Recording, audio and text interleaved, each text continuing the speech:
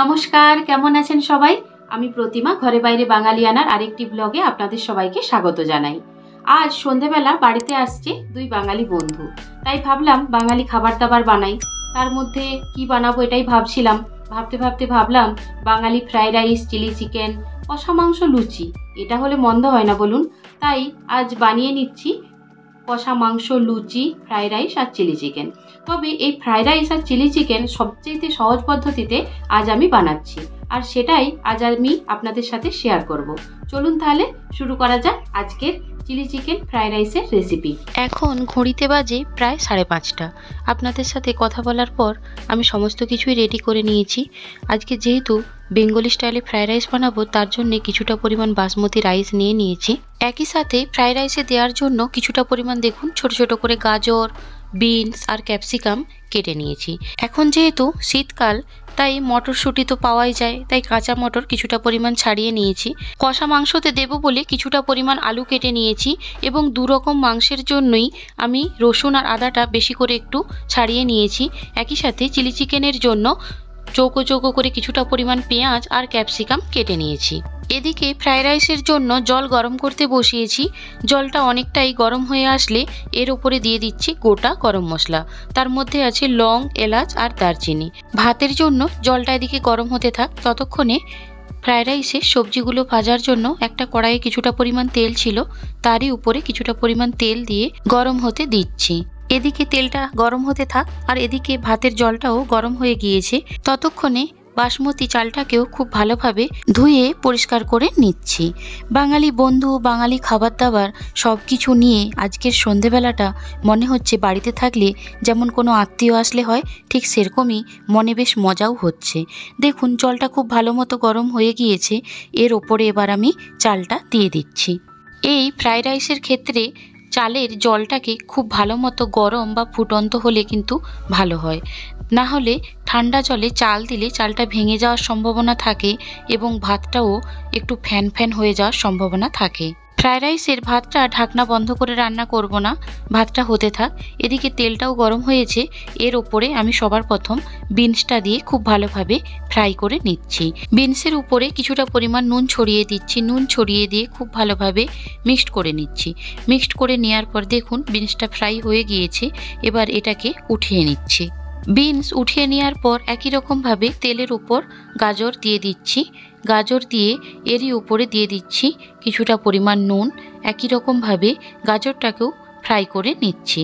অল্প আঁচে গাজরটা এদিকে ফ্রাই হতে থাক। চলুন ভাতটার অবস্থা দেখি, কেননা ভাতটা 50% হয়ে আসলে এই সময় মটরটা এর ওপরে দিয়ে দেব। তাহলে আর মটরটাকে আলাদাভাবে সেদ্ধ করার কোনো প্রয়োজন হবে না, এই ভাতের সাথে খুব ভালোভাবে সেদ্ধ হয়ে যাবে। দেখুন ভাতটা কিন্তু আমার 50% প্রায় সেদ্ধ হয়েই গিয়েছে। এই সময় এরই ওপরে দিয়ে দিচ্ছি পরিমাণ মতন কাঁচা মটর। একই সাথে এরই ওপরে কিছুটা দিয়ে দিচ্ছি রিফাইন অয়েল। এই রিফাইন অয়েল দেওয়ার কারণে একটা ভাত আরেকটা ভাতের সাথে কিন্তু জড়িয়ে যাবে না। ফ্রাইড রাইসের ভাত হবে একদম ঝরঝরে। তবে এক্ষেত্রে আমি 100% চালটাকে কুক করব না, প্রায় 90% আমি চালটাকে কুক করে নেব। ফ্রাইড রাইসের ভাতটা এদিকে সেদ্ধ হতে থাক। ততক্ষণে আমার গাজরও ফ্রাই হয়ে গিয়েছে। গাজরগুলো এবার উঠিয়ে রাখছি। এক এক করে ফ্রাইড রাইসের জন্য গাজর, বিনস দুটোই ফ্রাই করা হয়ে গিয়েছে। এবার ফ্রাইড রাইসের জন্য ক্যাপসিকামটা ফ্রাই করে নেব। একই রকমভাবে এরই ওপরে দিয়ে দিচ্ছি কিছুটা পরিমাণ নুন। নুন দিয়ে মিক্সড করে ক্যাপসিকামটাকে ফ্রাই করে নিচ্ছি। ক্যাপসিকামটা এদিকে ফ্রাই হতে থাক। চলুন ততক্ষণে ফ্রাইড রাইসের ভাতটা দেখি, কেননা ফ্রাইড রাইসের ভাতটা যদি বেশি সেদ্ধ হয়ে যায় সেক্ষেত্রে ফ্রাইড রাইস বানানো আর সম্ভব হবে না, হয়ে যাবে ফ্যান ভাত বা ডালবিহীন খিচুড়ি। দেখুন ভাত কিন্তু আমার পারফেক্টভাবে হয়ে গিয়েছে। এর থেকে বেশি একে কিন্তু আর সেদ্ধ করা যাবে না। তাই এবার ভাত থেকে আমি ফ্যানটা ছড়িয়ে নিচ্ছি। দেখুন ফ্যানটা ঝরিয়ে নেওয়ার পর আপনাদেরকে ভাতটা একবার দেখাই, একটুও কিন্তু জড়িয়ে যাচ্ছে না, পারফেক্ট হয়েছে। ভাতে আর ঢাকনা বন্ধ করে রাখবো না, এভাবেই থাক, হালকা ঠান্ডা হোক। এদিকে দেখুন ক্যাপসিকামটাও আমার ফ্রাই হয়ে গিয়েছে। ক্যাপসিকামটাকে এবার আমি উঠিয়ে নিচ্ছি। ফ্রাইড রাইসের জন্য বিনস, গাজর, ক্যাপসিকাম সমস্ত কিছুই কিন্তু রেডি। যেহেতু তেলটা গরম রয়েছে, তাই ভাবলাম কষা মাংসের জন্য আলুটা তো ভাজতেই হবে, সেটা এখন ফ্রাই করে নিই।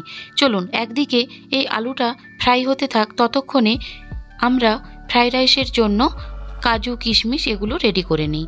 তার জন্য দেখুন কিছুটা পরিমাণ ফ্রাইং প্যানে ঘি দিয়ে দিয়েছি। যেহেতু ফ্রাইড রাইস তাই একটু বেশি পরিমাণ ঘি এতে কিন্তু লাগবে। ঘি গরম হতে হতে কাজুগুলো ছুরির সাহায্যে দুভাগ করে নিচ্ছি। সমস্ত কাজুই দুভাগ করে নেওয়ার পর এরই ওপরে দিয়ে দিচ্ছি কিছুটা পরিমাণ কিশমিশ। ভাত বানানোর সময় আমি লং, এলাচ, দারচিনি দিয়ে ভাতটাকে তৈরি করেছি, তবে ঘিয়ের উপরেও এই গোটা গরম মশলা কিন্তু দিতে হবে। তার জন্য কিছুটা পরিমাণ এলাচ আমি একটু থেঁতো করে নিচ্ছি। থেঁতো করে নেওয়ার পর ঘি গরম হয়ে গেলে এরই ওপরে দিয়ে দিচ্ছি লং, এলাচ, দারচিনি এবং একই সাথে দিয়ে দিচ্ছি কাজু আর কিশমিশ। সমস্ত কিছু খুব ভালোভাবে নেড়ে লাল লাল করে একটু ভেজে নিচ্ছি। ভেজে নেওয়ার পর দেখুন এটা কিন্তু একদম রেডি হয়ে গিয়েছে। ঘি সমেত এই কাজু কিশমিশ ভাতের ওপরে দিয়ে দিচ্ছি। একই সাথে দিয়ে দিচ্ছি ভেজে রাখা বিনস, গাজর, ক্যাপসিকাম। সমস্ত কিছু দেওয়ার পর একবার হাতার সাহায্যে আলতো হাতে মিক্সড করে নিচ্ছি। যেহেতু সমস্ত সবজি ভাজার সময় নুন দিয়েছিলাম, তাই এখন শুধু ভাতের মাপেই নুনটা দিলাম এবং কিছুটা পরিমাণ চিনি দেখুন নিয়ে নিয়েছি, প্রায় 100 গ্রামের মতন। এবার এই চিনিটাকে ভালোভাবে পাউডার বানিয়ে নিলাম।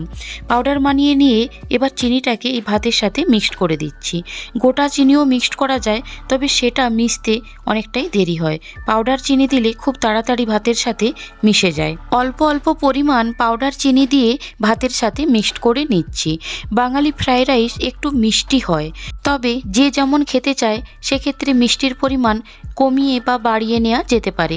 বাঙালির যে কোনো অনুষ্ঠান বাড়িতে এই ফ্রাইড রাইসটা কিন্তু হয়েই থাকে। যেহেতু এটা মিষ্টি প্রকৃতির হয়, তাই এটা কিন্তু অল্প খেলেই পেটটা ভরে যায়। একদিকে বাসমতি চালের সেন্ট আর একদিকে ঘিয়ের সেন্ট। আহা, এই ঘি আর চালের গন্ধে ঘরটা যেন মমো করছে। অনেকেই আবার এই ফ্রাইড রাইসের ওপরে গোলাপ জল দিয়ে থাকে, তবে আমার গোলাপ জলটা এতটা পছন্দের না, তাই আজ আর দিলাম না। দেখুন ফ্রাইড রাইসটা কিন্তু আমার একদম রেডি। ঝরঝরে পুরো অনুষ্ঠান বাড়ির মতন ফ্রাইড রাইস রেডি করে নিয়েছি। ফ্রাইড রাইস রেডি করতে করতে কষা মাংসের আলুটাও কিন্তু ভাজা হয়ে গিয়েছে। আলুটাকে উঠিয়ে নিচ্ছি। অনুষ্ঠান বাড়ির মাপ অনুযায়ী 1 কেজি ফ্রাইড রাইসের জন্য কিন্তু 250 গ্রাম চিনির প্রয়োজন হয়। এবার আমরা বানিয়ে নেব চিলি চিকেন। চিলি চিকেনের জন্য আমি নিয়ে নিয়েছি বোনলেস মাংস বা হাড়বিহীন মাংস। তারই ওপরে একে একে দিয়ে দিচ্ছি হলুদ গুঁড়ো, লঙ্কার গুঁড়ো, কিছুটা পরিমাণ গোলমরিচের পাউডার, একই সাথে দিয়ে দিচ্ছি রসুন বাটা, আদা বাটা। এরই ওপরে দিয়ে দিচ্ছি 4 চামচ কর্নফ্লাওয়ার আর কিছুটা পরিমাণ ময়দা।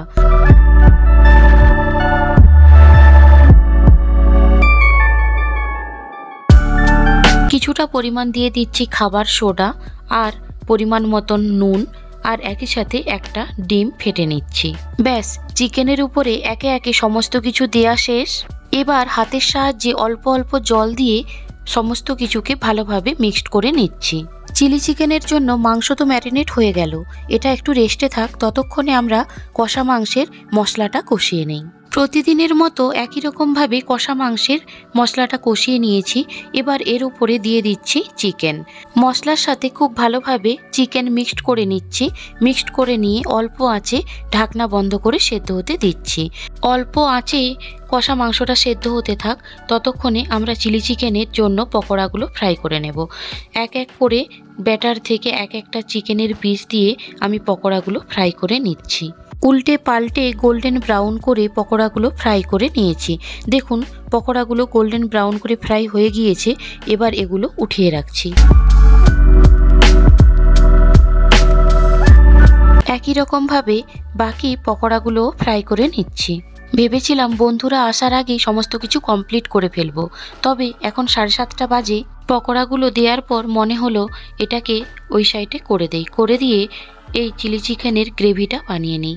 সেই জন্য অন্য একটা এদিকে কড়াই বসিয়ে দিলাম, আর ওদিকে ওটা অল্প আছে ভাজা হতে থাক।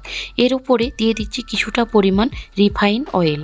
রিফাইন অয়েল হালকা গরম হয়ে আসলে এর উপরেই কুড়িয়ে নিচ্ছি কিছুটা পরিমাণ আদা আর কিছুটা পরিমাণ রসুন। কোরানো আদা আর রসুন হালকা করে তেলের উপর নেড়ে চেড়ে ভেজে নিচ্ছি। ভেজে নেওয়ার পর এরই ওপরে দিয়ে দিচ্ছি ক্যাপসিকাম। ক্যাপসিকাম দেওয়ার পর একটু নেড়ে নিচ্ছি। নেড়ে নিয়ে এটাকে 1 মিনিট মতন ফ্রাই করে নিচ্ছি। ক্যাপসিকাম 1 মিনিট মতো ফ্রাই হয়ে আসলে এরই ওপরে দিয়ে দিচ্ছি চৌকো করে কেটে রাখা পেঁয়াজ। হালকা আঁচে পেঁয়াজ আর ক্যাপসিকাম এদিকে ফ্রাই হতে থাক, ততক্ষণে আমরা চিলি চিকেনের সসটা বানিয়ে নিই। চলুন। সস বানানোর জন্য একে একে দিয়ে দিচ্ছি কিছুটা পরিমাণ টমেটো সস, তারই ওপরে দিয়ে দিচ্ছি কিছুটা পরিমাণ soy sauce, chilli sauce, vinegar, চিনি আর কিছুটা পরিমাণ জল। এবার সমস্ত কিছুকে ভালোভাবে মিক্সড করে দিলেই আমাদের কিন্তু চিলি চিকেনের সস একদম রেডি। এদিকে ততক্ষণে পেঁয়াজ আর ক্যাপসিকামও কিছুটা পরিমাণ ভাজা হয়ে গিয়েছে। এর ওপরে সসটা দিয়ে দিলাম এবং দিয়ে দিচ্ছি পরিমাণ মতন জল। দেখুন জলটা ভালোভাবে ফুটে এসেছে। এই সময় এর ওপরে দিয়ে দিচ্ছি কিছুটা পরিমাণ আজিনা মটর। আজিনা মটর দেওয়াটা অপশনাল, চাইলে দেয়া যেতেও পারে নাও পারে, তবে এটা দিলে টেস্ট খুব ভালো আসে। আর যে কোনো রেস্টুরেন্টের রান্নায় এটা দেয়া হয়, তাই রেস্টুরেন্টের রান্নার টেস্টটাও খুব ভালো হয়। ঝালের জন্য দিয়ে দিচ্ছি কিছুটা পরিমাণ কাঁচা লঙ্কা আর কিছুটা পরিমাণ গোলমরিচ পাউডার। চিলি চিকেনের গ্রেভিটা ভালো মতন বয়েল হয়ে গিয়েছে। এর উপরে দিয়ে দিচ্ছি এই চিকেনের পকোড়া। পকোড়াগুলো দেওয়ার পর খুব ভালোভাবে একবার মিক্সড করে নিচ্ছি। আজকে যেহেতু আমি ড্রাই চিলি চিকেন বানাবো, সেই জন্য এতে খুব একটা বেশি পরিমাণ কিন্তু গ্রেভি নেই। এবার এর ওপরে 1 চামচ কর্নফ্লাওয়ার অল্প জলে গুলে অল্প অল্প করে দিয়ে খুব ভালোভাবে মিক্সড করে নিচ্ছি। এতে করে চিলি চিকেনের গ্রেভিটা অল্প গাঢ় হয়ে যাবে এবং খেতেও কিন্তু খুব সুস্বাদু লাগবে। ব্যাস, চিলি চিকেন আমাদের একদম রেডি। চিলি চিকেন বানাতে বানাতে চিকেন কষাও আমার একদম রেডি। বন্ধুরা সবাই চলে এসেছে। ফ্রাইড রাইসের সাথে খাওয়ার জন্য কিছুটা পরিমাণ বেগুনি আর পাঁপড় ভেজে নিয়েছি। এখন ভাজা চলছে লুচি। ফুলকো ফুলকো লুচি, সাথে কষা মাংস, ফ্রাইড রাইস, চিলি চিকেন, বেগুনি, পাঁপড়, স্যালাড আর শেষ পাতে একটু মিষ্টি। এই ছিল আজকে বাঙালি খাবারের মেনুতে। ভিডিওটি ভালো লাগলে একটা লাইক দিয়ে দেবেন এবং কমেন্ট করে অবশ্যই জানাবেন। চলুন তাহলে ঘরে বাইরে বাঙালিয়ানার ব্লগটি এখানেই শেষ করছি। সবাই ভালো থাকবেন, সাবধানে থাকবেন, সুস্থ থাকবেন এই কামনা করি। আর ঘরে বাইরে বাঙালিয়ানার ব্লগটি ভালো লাগলে লাইক, কমেন্ট, শেয়ার করবেন। আরও নিত্য নতুন ভিডিও পেতে চ্যানেলটি সাবস্ক্রাইব করে নেওয়ার অনুরোধ রইল। পাশে থাকা বেল আইকনটি ক্লিক করে নেবেন।